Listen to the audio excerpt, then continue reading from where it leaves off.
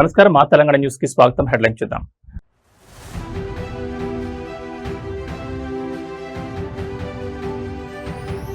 కుప్పం వేదికగా ఏపీ పారిశ్రామిక విప్లవం, స్పీడ్ ఆఫ్ డూయింగ్ బిజినెస్ కు సీఎం చంద్రబాబు శ్రీకారం.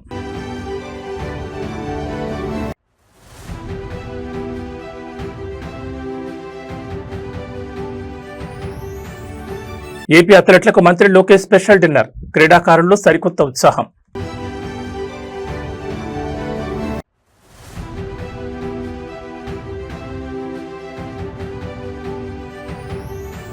ఢిల్లీ వేదికగా తెలంగాణ కీలక డిమాండ్, కేంద్ర మంత్రి అన్నపూర్ణాదేవితో ఉన్నత స్థాయి భేటీ.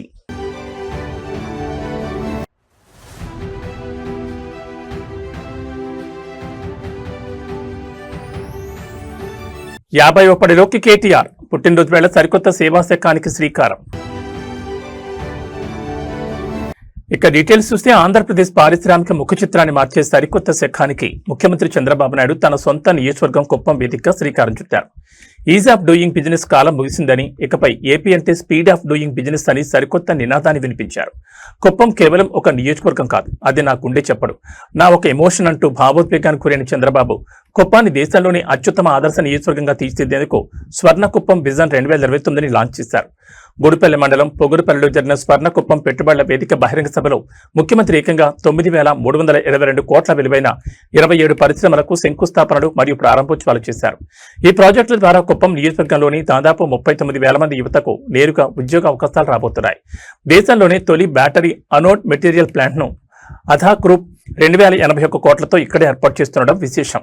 అంతేకాదు, పైనీర్ క్లీన్ యాంప్స్ సంస్థ 150 కోట్లతో 2 సీటర్ ట్రైనర్ విమానాల తయారీ యూనిట్ ను కూడా కుప్పంలో నెలకొల్పుతోంది. ఈ సందర్భంగా చంద్రబాబు మాట్లాడుతూ తన డ్రీమ్ ప్రాజెక్ట్ అయిన వన్ ఫ్యామిలీ వన్ ఎంటర్ప్రెన్యూర్ ప్రతి కుటుంబం నుంచి ఒక పారిశ్రామికవేత్త విధానానికి కుప్పం నుంచే అడుగులు పడాలన్నారు. యువత ఉద్యోగాలు వెతుక్కునే వాడుగా కాకుండా ఉద్యోగాలు ఇచ్చే స్థాయికి ఎదగాలని పిలుపునిచ్చారు.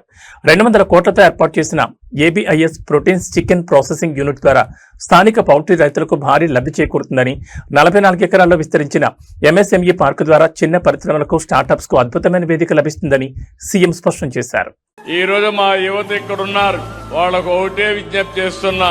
ఈ పక్క పారిశ్రామికవేత్తలున్నారు, ప్రాస్పెక్ట్ పారిశ్రామికవేత్తలున్నారు. అందరికీ ఒకటే విజ్ఞప్తి చేస్తున్నా, మీకు మంచి ఉద్యోగం కావాలంటే బెస్ట్ ఉద్యోగాన్ని ఇప్పించే బాధ్యత ముఖ్యమంత్రిగా నేను తీసుకుంటానని మీ అందరికీ హామీ ఇస్తున్నా. ప్రపంచంలో ఉండే బెస్ట్ కంపెనీలు ఇక్కడ తీసుకొస్తాం. రెండోది, నేను కోరుకునేది మా యువత మీరు ఉద్యోగం చేయడం కాదు, మీరు ఉద్యోగాలు ఇచ్చే పరిస్థితిలో ఉండాలంటే మీరు పరిశ్రమలు పెట్టాలి, ఎంఎస్ఎంఈలు పెట్టాలి, స్టార్టప్ కంపెనీలు పెట్టాలి. మీ జీవితంలో మీరు రాణించాలని కుప్పం నుంచే ఈ యొక్క ప్రతి కుటుంబానికి ఒక పారిశ్రామికవేత్త కార్యక్రమాన్ని ప్రారంభిస్తున్నాం. అంతర్జాతీయ క్రీడా వేదికలపై భారత త్రివర్ణ పతాకంతో పాటు ఆంధ్రప్రదేశ్ ఖ్యాతిని సగర్వంగా చాటి చెప్పేందుకు మన ఏపీ అథ్లెట్లు సిద్ధమవుతున్నారు. రాబోయే ప్రతిష్టాత్మక కామన్వెల్త్ గేమ్స్, ఆసియా గేమ్స్ లో దేశానికి ప్రాతినిధ్యం వహించబోతున్న రాష్ట్ర ఎలైట్ ప్లేయర్లకు కూటమి ప్రభుత్వం అత్యున్నత ప్రాధాన్యత ఇస్తోంది. ఇందులో భాగంగానే రాష్ట్ర విద్యా, ఐటీ, క్రీడల శాఖ మంత్రి నారా లోకేష్ ఉండవల్లిలోని తన నివాసంలో శుక్రవారం రాత్రి క్రీడాకారులతో కలిసి ప్రత్యేకంగా భేటీ అయ్యారు. వారికి ప్రత్యేకంగా విందు ఇవ్వడంతో పాటు క్రీడాకారుల అవసరాలు, అంతర్జాతీయ స్థాయి శిక్షణకు కావాల్సిన సదుపాయాలపై సుదీర్ఘంగా చర్చించారు. సీఎం చంద్రబాబు నాయుడు నేతృత్వంలో రాష్ట్ర క్రీడా ప్రాధికార సంస్థ అందిస్తున్న అద్భుతమైన మద్దతుపై ప్లేయర్స్ ఆనందం వ్యక్తం చేశారు. కామన్వెల్త్ మరియు ఆసియా క్రీడలకు ఎంపికైన ఆంధ్రప్రదేశ్ చెందిన టాప్ క్లాస్ అథ్లెట్లను మరింత ప్రోత్సహించడమే లక్ష్యంగా మంత్రి నారా లోకేష్ ఈ విందు సమావేశాన్ని ఏర్పాటు చేశారు. ఈ ప్రత్యేక భేటీలో క్రీడాకారులు తమ కెరీర్ మైల్ స్టోన్స్, మెగా ఈవెంట్లకు తాము పడుతున్న శ్రమను మంత్రికి వివరించారు. ఏపీలో గతంలో నిర్వీర్యమైన క్రీడా రంగానికి సీఎం చంద్రబాబు నాయుడు, మంత్రి లోకేష్ సరికొత్త ఊపిరి ఊదారని ప్లేయర్స్ కొనియాడారు. అంతర్జాతీయ పోటీల్లో పాల్గొనే ప్లేయర్లకు వరల్డ్ క్లాస్ కోచింగ్, స్పాన్సర్షిప్ మరియు అవసరమైన కిట్స్ అందించడంలో శాప్ ఎంతో చురుగ్గా వ్యవహరిస్తోందని వారు గుర్తు చేశారు. తమకు ఇంతటి గొప్ప గౌరవాన్ని, నిరంతర ప్రోత్సాహాన్ని అందిస్తున్న ముఖ్యమంత్రి చంద్రబాబు నాయుడుకి, మంత్రి లోకేష్ కి శాప్ అధికారులకు, క్రీడాకారులు తమ ప్రత్యేక కృతజ్ఞతలు తెలియజేశారు. క్రీడాకారులను ఉద్దేశించి మంత్రి లోకేష్ మాట్లాడుతూ, మీరు మైదానంలోకి దూసుకెళ్లండి, మీకు వెనుక ఉండి నడిపించే పూర్తి బాధ్యత ప్రభుత్వం తీసుకుంటుంది. పథకాలే లక్ష్యంగా రాణించి దేశ రాష్ట్ర ఖ్యాతిని పెంచాలని పిలుపునిచ్చారు.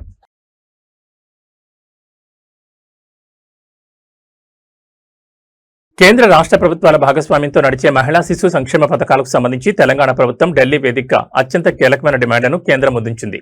దేశ రాజధానిలో కేంద్ర మహిళా శిశు సంక్షేమ శాఖ మంత్రి అన్నపూర్ణాదేవితో జరిగిన ఉన్నత స్థాయి సమావేశంలో తెలంగాణ ప్రతినిధులు పాల్గొన్నారు. పెరుగుతున్న జీవన వ్యయానికి అనుగుణంగా అంగన్వాడీల జీతాల్లో కేంద్రం వాటాను భారీగా పెంచాలని, అలాగే రాష్ట్రంలో విజయవంతంగా నడుస్తున్న పాలు, అల్పాహార పథకాలకు కేంద్రం నిధులు కేటాయించాలని గట్టిగా విజ్ఞప్తి చేశారు. ముఖ్యంగా తెలంగాణలోని టీనేజ్ ఆడపిల్లల రక్తహీనతను పూర్తిగా నిర్మూలించేందుకు 100 కోట్ల రూపొందించిన ఒక స్పెషల్ ప్రపోజల్ ను కేంద్ర మంత్రి ముందుంచారు. ఢిల్లీలో జరిగిన అధికారిక సమావేశంలో తెలంగాణకు సంబంధించిన ప్రధానంగా 3 అంశాలపై కేంద్ర ప్రభుత్వం మద్దతును కోరారు. మొదటిగా రాష్ట్రంలోని అంగన్వాడీ కేంద్రాల్లో చిన్నారుల కోసం తెలంగాణ ప్రభుత్వం ఎంతో ప్రతిష్టాత్మకంగా అమలు చేస్తున్న బ్రేక్ఫాస్ట్ మిల్క్ ప్రోగ్రాం విజయవంతమైన తీరును కేంద్ర మంత్రి అన్నపూర్ణాదేవికి వివరించారు. క్షేత్రస్థాయిలో అద్భుతమైన ఫలితాలను ఇస్తున్న ఈ వినూత్న కార్యక్రమాన్ని మరింత బలోపేతం చేసేందుకు కేంద్రం తరపున ఆర్థిక సహాయం అందించాలని కోరారు. ఇక రెండో ప్రధాన అంశంగా ప్రస్తుతం అంగన్వాడీ టీచర్లు, హెల్పర్ల జీతాల్లో కేంద్ర ప్రభుత్వం కేవలం 20% వాటాను మాత్రమే భరిస్తోందని, మిగిలిన సింహభాగాన్ని రాష్ట్ర ప్రభుత్వమే చెల్లిస్తోందని గుర్తు చేశారు. ప్రస్తుతం ఉన్న మార్కెట్ ధరలు, పెరుగుతున్న జీవన వ్యయాన్ని దృష్టిలో ఉంచుకుని అంగన్వాడీ సిబ్బంది ప్రయోజనాల దృష్ట్యా కేంద్రం తన ఆర్థిక వాటాను తక్షణమే పెంచాలని డిమాండ్ చేశారు. వీటితో పాటు టీనేజ్ వయసులో ఉన్న బాలికల్లో ప్రధాన సమస్యగా మారిన అనీమియా నివారణకు ఒక ప్రత్యేక పౌష్టికాహార కార్యక్రమాన్ని ప్రతిపాదించారు. ఈ ప్రత్యేక పథకం అమలు కోసం తెలంగాణకు 100 కోట్ల ప్రత్యేక బడ్జెట్ కేటాయింపులు జరపాలని కేంద్ర మంత్రికి అధికారికంగా ప్రపోజల్స్ అందజేశారు. ఈ డిమాండ్లపై కేంద్ర మంత్రి అన్నపూర్ణాదేవి సానుకూలంగా స్పందించారు.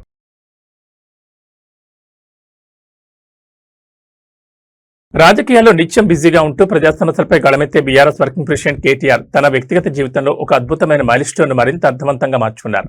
ఈ ఏడాది జూలై 24వ తేదీతో కేటీఆర్ 50వ పట్లకు అడుగుపెడుతున్నారు. ఈ 50వ పుట్టినరోజు సందర్భంగా సమాజానికి ఉపయోగపడే ఒక గొప్ప సేవా కార్యక్రమానికి ఆయన శ్రీకారం చుట్టారు. హైదరాబాద్ లో జరిగిన స్పర్శ సంస్థ వార్షికోత్సవంలో పాల్గొన్న ఆయన తల్లిదండ్రులు లేని 50 మంది నిరుపేద యువతుల ఉన్నత చదువులకు, వారి ఉపాధి సాధికారతకు తన సొంత నిధుల నుంచి పూర్తి ఆర్థిక సహాయాన్ని అందిస్తానని ప్రకటించి అందరి హృదయాలు గెలుచుకున్నారు. మహిళల విద్య, నైపుణ్యాభివృద్ధి ద్వారా వందలాది నిరుపేద కుటుంబాల్లో వెలుగులు నింపుతున్న స్పర్శ సేవా సంస్థ వార్షికోత్సవ వేడుకలు హైదరాబాద్ జీఆర్సీ కన్వెన్షన్ సెంటర్లో ఘనంగా జరిగాయి. ఈ కార్యక్రమానికి ప్రముఖ నటి, సామాజిక కార్యకర్త అమలా అక్కినేనితో కలిసి కేటీఆర్ హాజరయ్యారు.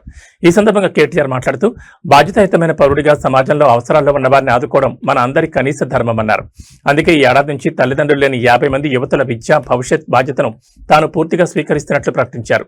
ప్రభుత్వ సాయంతో సంబంధం లేకుండా తన సొంత సంపాదన నుంచి ఈ 50 మంది విద్యార్థుల ఫీజులు, హాస్టల్ ఖర్చులు మరియు ఇతర విద్యా సామగ్రి ఖర్చులను భరిస్తానని స్పష్టం చేశారు. పేదరికం కారణంగా ఏ ఒక్క ఆడపిల్ల చదువుకు దూరం కాకూడదనే ఉద్దేశంతోనే ఈ నిర్ణయం తీసుకున్నట్టు చెప్పారు. ఈ సందర్భంగా మహిళా సాధికారత కోసం నిరంతరం శ్రమిస్తున్న స్పర్శ ఎన్జీఓ ప్రతినిధులను కేటీఆర్ మరియు అమలా అక్కినేని ప్రత్యేకంగా అభినందించారు. So what I would like to do is, instead of just possibly just cheering you on, I will commit to sponsoring and supporting 50 young girls from this year. I will do it from my personal account. Hopefully, like I told you last time, I'll also raise awareness. I'll also connect you to more people.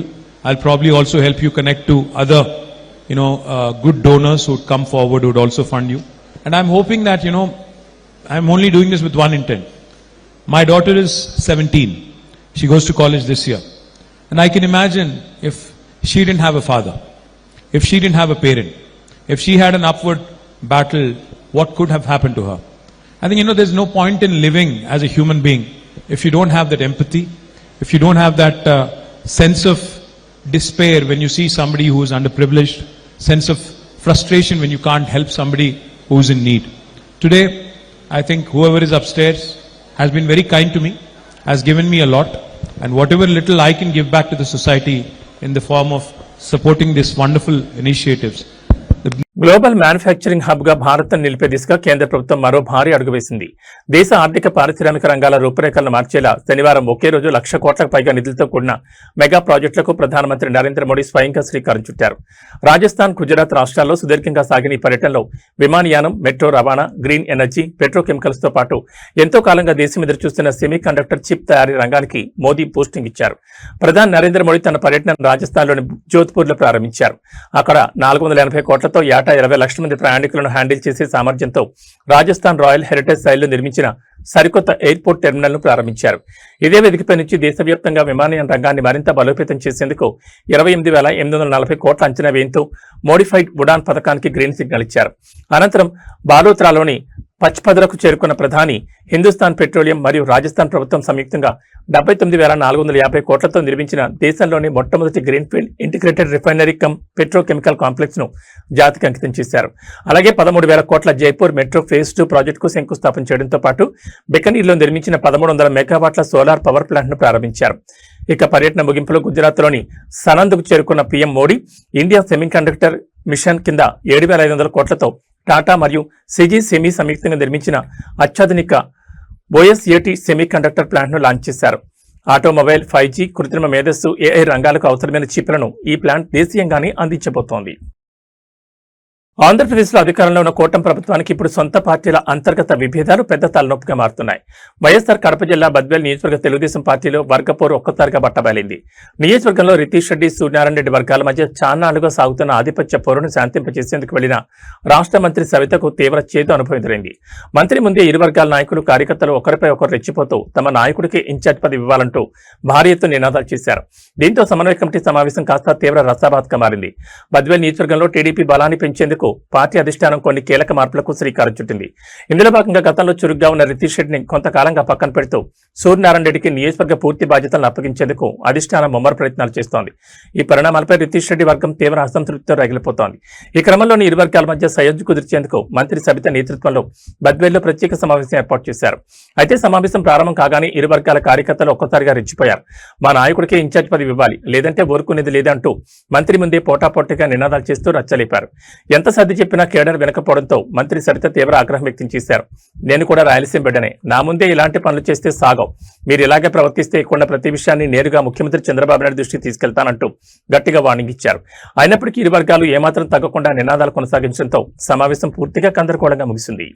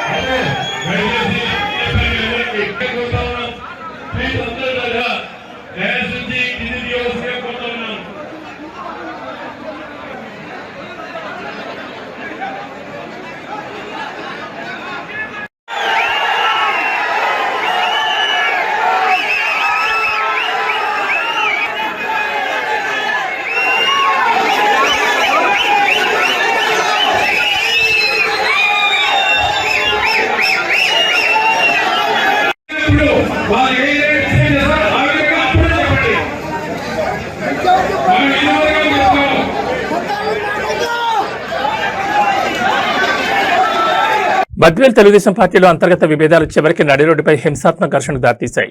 నియోజకవర్గ incharge వివాదాన్ని చక్కదిద్ది ఇరు వర్గాలకు సయోధ్య కుదిర్చేందుకు రాష్ట్ర మంత్రి సవిత సమక్షంలో జరిగిన సమావేశం తీవ్ర రసాభాత్గా ముగిసిన సంగతి తెలిసిందే.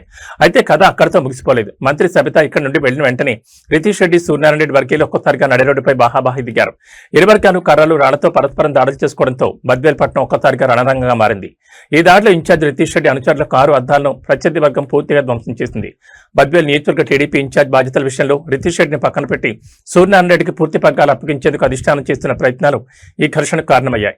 అంతకుముందు జరిగిన సమావేశంలో మంత్రి సబిత ఇరు వర్గాలకు గట్టి వార్నింగ్ ఇచ్చినప్పటికీ ఆమె కాన్వాయ్ కదిలిన కొద్ది నిమిషాలకి అసలు రచ్చ మొదలైంది.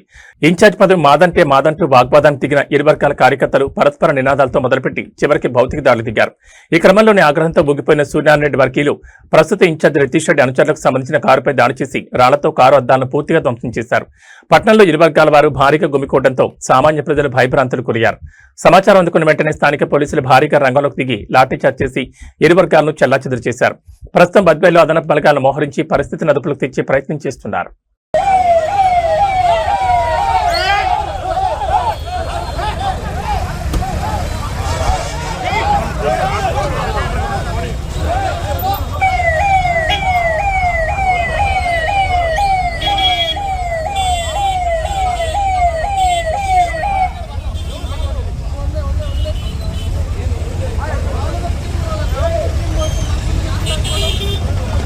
హైదరాబాద్ నగరంలో చెరువుల పరిరక్షణ, ఎన్క్రోచ్మెంట్ల తొలగింపు పేరిట దూసుకుపోతున్న హైడ్రా బుల్డోజర్లు చివరికి పేద మధ్యతరగతి ప్రజల పొట్టకొడుతున్నాయా?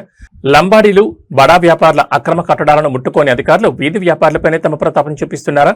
కూకట్పల్లి ఏరియాలోని మోతీనగర్ చౌరస్తా సాక్షిగా ఈ రోజు జరిగిన హైడ్రా కూల్చివేతల పర్వం చూస్తే ఎవరికైనా కన్నీళ్లాగు. ఎలాంటి ముందస్తు సమాచారం, నోటీసులు లేకుండా శనివారం ఉదయాన్నే విరుచుకుపడ్డ అధికారులు సుమారు కొన్ని వందల చిన్న చిన్న వ్యాపార దుకాణాలు నేలమట్టం చేశారు. భర్తను కోల్పోయి ఒక చిన్న షాపు ద్వారా జీవనం సాగిస్తున్న ఒక అభాగ్యురైన మహిళా వ్యాపారి ఆవేదన నగర ప్రజలను కదిలిస్తోంది. కూకట్పల్లి పరిధిలోని మోతీనగర్ చౌరస్తా ప్రధాన రహదారి పక్కన వందలాది కుటుంబాలు చిన్న చిన్న తోపుడు బండ్లు, డబ్బా షాపులు పెట్టుకుని దశాబ్దాలుగా జీవనం సాగిస్తున్నాయి. అయితే ఈ రోజు ఉదయం జీహెచ్ఎంసీ మరియు పోలీస్ బలగాలతో కలిసి వచ్చిన హైడ్రా అధికారులు కనీసం లోపల ఉన్న సామగ్రిని కూడా సర్దుకునే సమయం ఇవ్వకుండా దుకాణాలను కూల్చివేయడం ప్రారంభించారు. ఈ క్రమంలో భర్తను కోల్పోయి ఆ చిన్న షాపే సర్వస్వంగా బతుకుతున్న ఒక మహిళ తన జీవనోపాధిని బుల్డోజర్లు మింగేస్తుంటే అధికారుల కాళ్లపై పడి రోధించిన తీరు ఆ కొండవారిని కలిచివేసింది.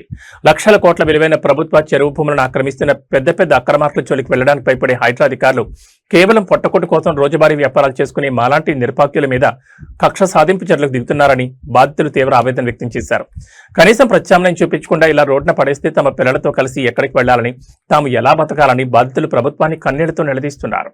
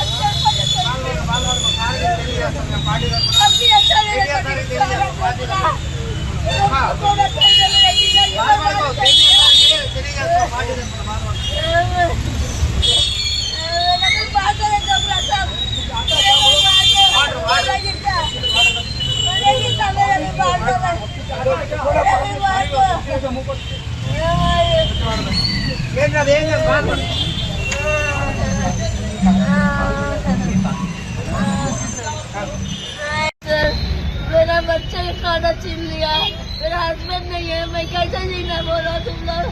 मेरा नंबर तोड़ दिया तो मैं क्या खाऊं? इतने साल से, आज 30 साल 35 साल से है मैं जगह, आज कहाँ जा बोलो? मेरा मर्द मर कितने साल हो गया, 10 से मेरे साल हो गए, आज कहाँ जाना मैं बोलो? तुम लोग सब बर्बाद कर दो, तुम लोग की जिंदगी बर्बाद हो जाएगा, देख लेना तबाह हो जाएगा तुम लोग का जिंदगी। रेवंत रेड्डी कुलचेद हाइड्रा जिंदगी बर्बाद होगा तुम लोग का। कभी अच्छा नहीं रहेगा तुम लोग मेरा चीज छोड़ के, कभी अच्छा नहीं रहेगा, कभी अच्छा नहीं रहेगा तुम लोग का। सारा डोकला चपट ఆధునిక సమాజంలో ఇంకా కుల బహిష్కరణలు, సామాజిక వివక్షలు కొనసాగడం సిగ్గుచేటు.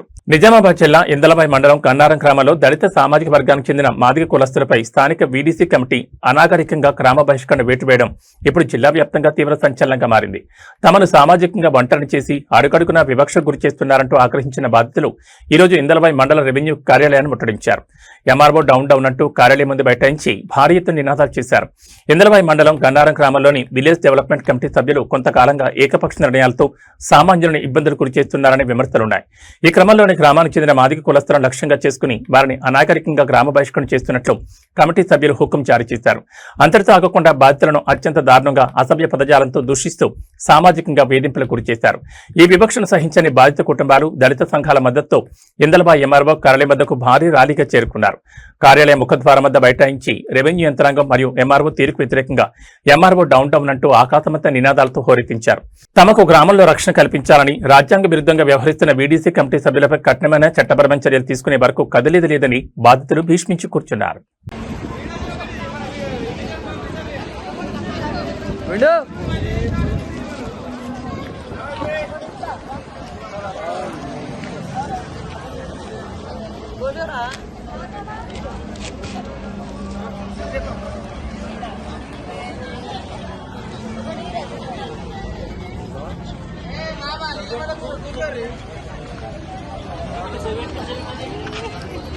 జయసేన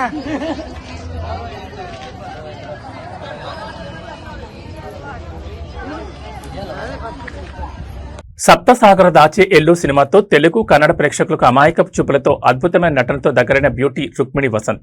స్క్రీన్ పై చాలా పద్ధతిగా, హోమ్లీగా కనిపించే ఈ కన్నడ కస్తూరిలో ఇంత క్యూట్ అండ్ ఫన్నీ యాంగిల్ కూడా ఉందా అనిపించేలా ఓ క్రేజీ వీడియో ఇప్పుడు నెట్ ఛానళ్లను తెగ నవ్విస్తోంది. సాధారణంగా సెలబ్రిటీలు రకరకాల మైమింగ్, ఇమిటేషన్ ఆర్ట్స్ చేయడం మనం చూస్తూ ఉంటాం. కానీ రుక్మిణి వసంత్ మాత్రం ఏకంగా ఓ మేకను పర్ఫెక్ట్ గా ఇమిటేట్ చేసి సోషల్ మీడియాను షేక్ చేస్తున్నారు. ఆమె అలా అరవడమే ఆలస్యం, అక్కడ ఉన్న ఒక మేక కూడా రిప్లై ఇవ్వడం ఇక్కడ అసలైన హైలైట్. షూటింగ్ గ్యాప్ లోనో లేదా ఒక అవుట్డోర్ ట్రిప్ లోనో ఉన్న రుక్మిణి వసంత్ సరదాగా తన చుట్టూ ఉన్న మేకను చూసి ముచ్చటపడ్డారు. ఈ క్రమంలోనే తనలోని ఒక హిడెన్ టాలెంట్ కు పని చెప్పారు. అచ్చం మేక ఎలా అరుస్తుందో అదే శబ్దంతో, అదే పిచ్ తో చాలా పర్ఫెక్ట్ గా మేకలా అరిచి చూపించారు. రుక్మిణి వసంత్ ఇమిటేషన్ ఎంత రియలిస్టిక్ గా ఉందంటే ఆ సౌండ్ వినగానే అక్కడున్న ఒక నిజమైన మేక కూడా ఏమాత్రం ఆలస్యం చేయకుండా ఆమెకు రిప్లై ఇస్తూ తిరిగి అరిచింది. ఈ క్యూట్ కాన్జర్వేషన్ అక్కడున్న వారు వీడియో తీసి సోషల్ మీడియాలో పోస్ట్ చేయడంతో అది కాస్త క్షణాల్లో వైరల్ గా మారింది. ఈ వీడియో చూసిన నెట్జన్లు, అభిమానులు రుక్మిణి క్యూట్నెస్ కు పడిపోతున్నారు. సినిమా ఇండస్ట్రీలో గ్రేటెస్ట్ ఆఫ్ ఆల్ టైమ్ అనే అర్థంలో వాడే GOAT అనే పదాన్ని ఇక్కడ నిజమైన అర్థంలో వాడుతూ Rukmini is the real GOAT అంటూ సోషల్ మీడియాలో క్రేజీ మీమ్స్, కామెంట్స్ తో ట్రెండ్ చేస్తున్నారు.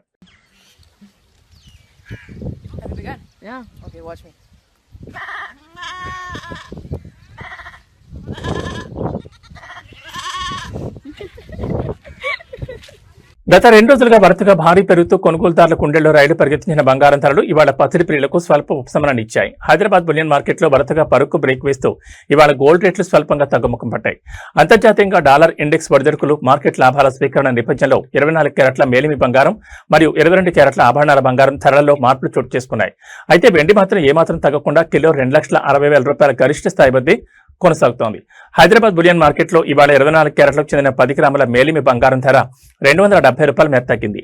దీంతో నిన్నటి భారీ ధర నుంచి దిగివచ్చి ప్రస్తుతం మార్కెట్లో 10 గ్రాముల రేటు 1,46,730కి చేరింది. అదేవిధంగా సామాన్యులు ఎక్కువగా కొనుగోలు చేసి 22 క్యారెట్లకు చెందిన 10 గ్రాముల ఆభరణాల బంగారం ధర కూడా 250 మేర తగ్గింది. ఈ తగ్గుదలతో ప్రస్తుతం మార్కెట్లో 22 క్యారెట్ల గోల్డ్ రేటు 1,34,500 పలుకుతోంది. బంగారం ధరలు ఇలా స్వల్పంగా దిగివచ్చినా వెండి మాత్రం ఏమాత్రం తగ్గలేదు. మార్కెట్లో ఇవాళ కేజీ వెండి ధర 2,60,000 వద్దే ఎలాంటి మార్పు లేకుండా స్థిరంగా కొనసాగుతోంది.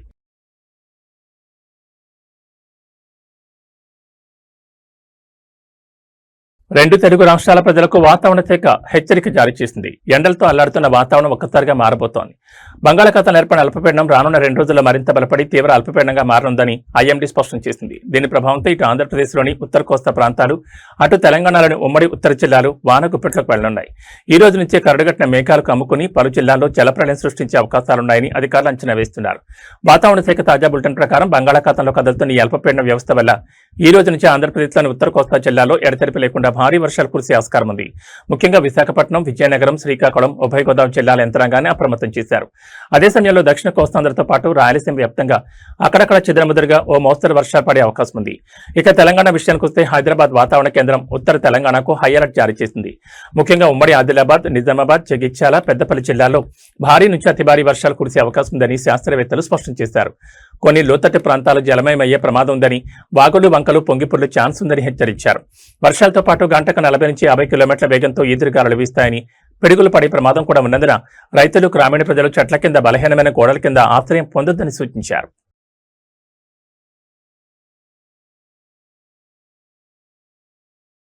ఏబీ బులెటిన్ విశేషాలు. నమస్కారం.